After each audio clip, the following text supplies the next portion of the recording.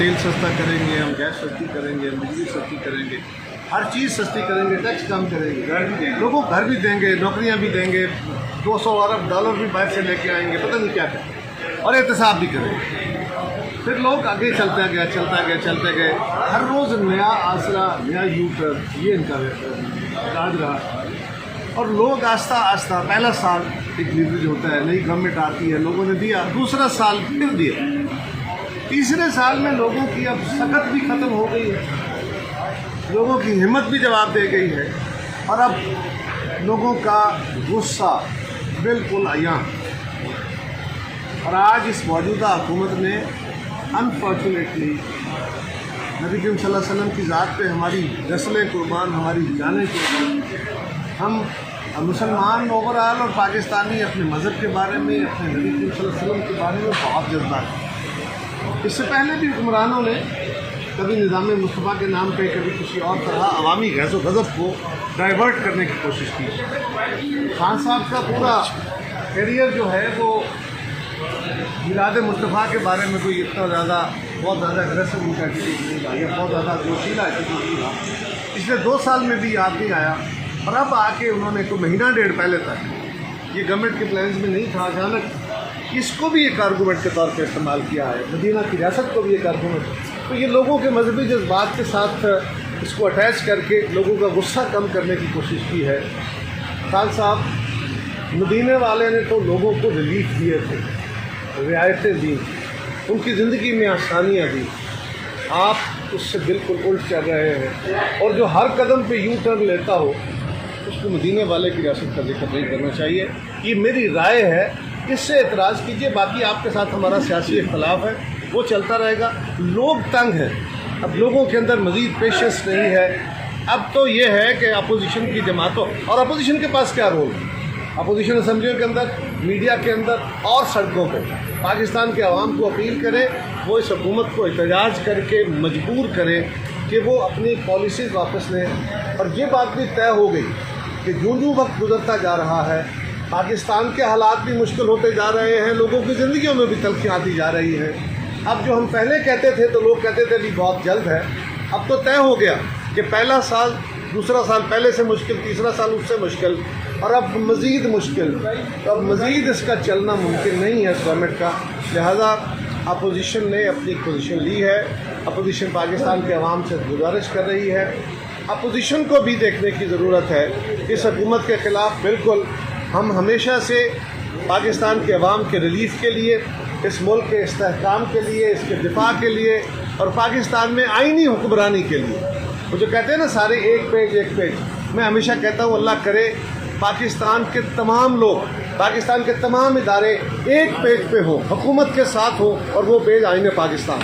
उसके अलावा तो मैं आखिरी गुजारिश ये कर लूँ कि अब अपोजिशन को भी देखना होगा, उनको भी इकट्ठे होकर इस हुकूमत से जान छुड़ाने के लिए एक मुश्तरका हिकमत अमली इख्तियार करनी होगी, और जो PDM को ख़त्म करने के लिए तरीक़ाकार इख्तियार किया गया था, आज मैं सिर्फ इतना ही कहूँगा, वो तरीक़ाकार नामुनासिब था। पीपल्स पार्टी ने उस पर एहतजाज किया था, हमारे दोस्तों को उस पर गौर करना चाहिए। ये मेरी ज़ाती राय है, मेरी जमात की नहीं है, लेकिन एक मुश्तरका हिकमत अमली वक्त की ज़रूरत है। पीपल्स पार्टी कभी इस अमल से पीछे नहीं हटती, लेकिन जिस तरह शख्सी एहतराम ज़रूरी है, इस तरह जमातों का, उनके नज़रिए का, उनकी सोच का एहतराम होना भी ज़रूरी है। ये भी बड़ा से हुकूमत अगर स्टेबलाइज होती है तो पीपल्स पार्टी का क्या किरदार होगा? पीपल्स पार्टी अंपायर की उंगली का इंतज़ार करेगी या हुकूमत के साथ करेगी? देखिए, पीपल्स पार्टी ने कभी भी सिवाय अल्लाह के इशारे के, अल्लाह के फजल से, पाकिस्तान के अवाम के इशारे के और किसी इशारे पे कभी काम नहीं किया। हम किसी उंगलियों के इंतज़ार में नहीं होते। हाँ, ये बदकिस्मती है कि अंपायर की उंगली उठती रही, अब वो ख़त्म हो जानी चाहिए। और अब पाकिस्तान के लोगों को अपनी राय दे के अपने हुक्मरान मुकर्रर करने का, या मुंतखब करने का मौका देना चाहिए। मैंने पहले भी कहा कि अल्लाह करे सारे इदारे, सारे लोग एक पेज पे आ जाएं, और वो पेज आएंगे पाकिस्तान, फिर वो पेज नहीं फटेगा, फिर उस पेज पे चलने के हमेशा मुस्बत असरात आएंगे। वरना मुख्तलिफ अखबार में मुख्तलिफ पेजेस होते रहे, उन पेजेस पे लोग इकट्ठे भी होते रहे, वो पेज फटते भी रहे, लेकिन दुनिया में बका का और बेहतरी का एक ही रास्ता है, वो मुत्तफिक का पेज होता है, और वो आइए पाकिस्तान। सर ये बताइएगा कि जो मौजूदा एक बहरान सा बना हुआ है PGI सेक्रेटरी तैनाती के हवाले से। आपने आइन की पाकिस्तान की हुक्मरानी की बात की, तो आइन के मुताबिक अपॉइंटिंग अथॉरिटी प्राइम मिनिस्टर हैं या आर्मी चीफ? जी यकीनन जी, आइन पाकिस्तान के तहत वज़ीर आज़म का ये इख्तियार है कि वो DGISI अपॉइंट करेंगे। आपके यहाँ कुछ रूल्स की हैं, कुछ प्रोसीजर की हैं और कुछ प्रेसिडेंट्स की हैं। आज हमें याद आ गया कि वो एक समरी आनी चाहिए, लेकिन क्या जब DG NAB जो अब पोस्ट आउट हुए हैं, क्या जब वो अपॉइंट हुए थे उस वक्त भी समरी मंगवाई गई?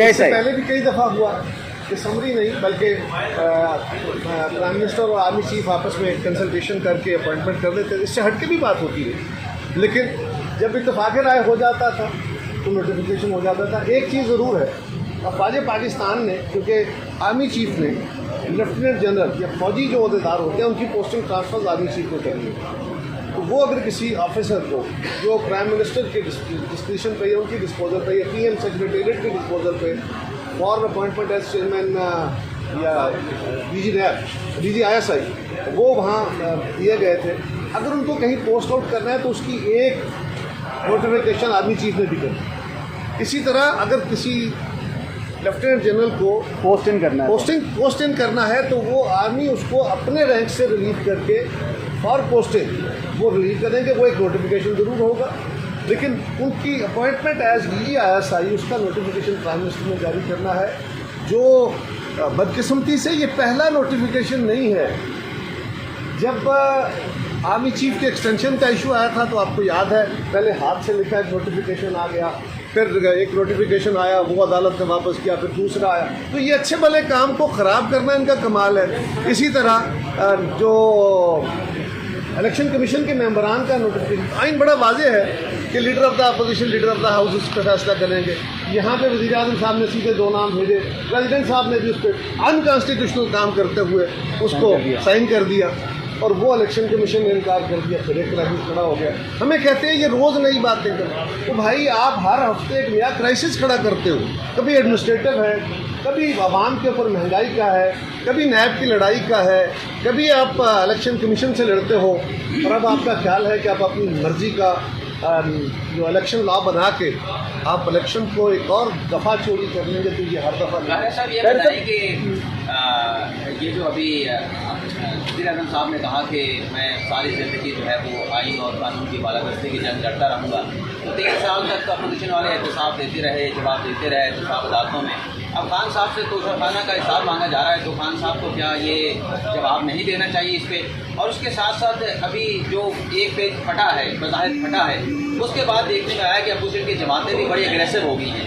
क्या 1 पेज फटने की वजह से एग्रेसिव हुई हैं या प्लानिंग में था कि 3 साल के बाद जाके बाहर निकलेंगे? पहली बात तो ये, पहले से का जवाब तो आपने खुद ही दे दिया कि खान साहब को तोशा खाने का, ये वो सारे सवाल जो खान साहब खुद करते रहे अपोजिशन पे, आज उनका अपना वक्त है। या उस वक्त की हुकूमतों पे जब वो अपोजिशन में थे, तो आज वज़ीर आज़म साहब आपके सारी कौम मुंतज़िर है कि आप वो इंफॉर्मेशन रिलीव कर दें जो आपके पास है तोशा खाना से।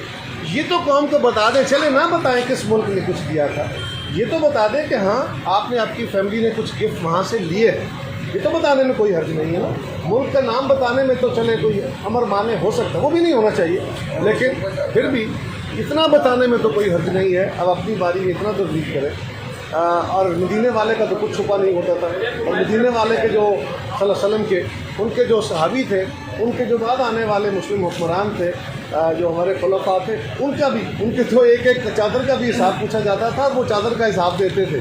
आपको खान साहब ये याद रखना चाहिए, आपको जर्नैल तब्दील करने के बारे में वो बातें बड़ी याद आती हैं और अक्सर आप याद कराते हैं। वो चादर वाली भी याद किया करें, जहाँ पे एक आम साहबी खड़ा होकर, एक आम शहरी खड़ा होकर सवाल करता है और सबसे तगड़े अमीरुल मोमिनीन पे, और वो उसका जवाब देते हैं। तो आप उस जवाब से एतराज़ कर रहे हैं। दूसरा सवाल आपका, बड़े एग्रेशन दिखा रही है अपोजिशन। देखिए अपोजिशन तो पहले दिन से कह रही थी, जब हमने अपोजिशन ने PDM बनाया था तो यही था कि इस हुकूमत को ख़त्म करें। वो तो हमारे दोस्त पता नहीं किस गलतफहमी के शिकार हो गए, उन्होंने गलती से या जो भी किया, वो एक अफसोसनाक सूरत हाल थी। एक बात ज़रूर कहूँगा जाते जाते, हमें जिस इल्ज़ाम पे शोकाज दिया गया था कि हमने बलूचिस्तान अवामी पार्टी के 3 मेंबर से वोट लिया लीडर ऑफ अपोजिशन सेनेट के लिए, हालांकि हम अपने वोटों से, अदरवाइज़ भी उन वोटों के अलावा भी हम chairman leader of the opposition senate थे, लेकिन हम पे तो ये इल्ज़ाम था कि उन्होंने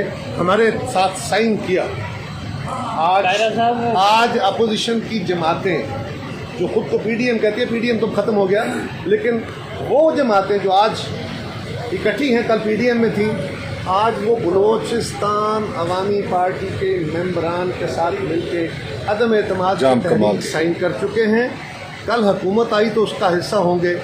उनको कब नोटिस जाता है, उनको कब जवाबदेही होती है, ये हम देखेंगे। Thank you sir.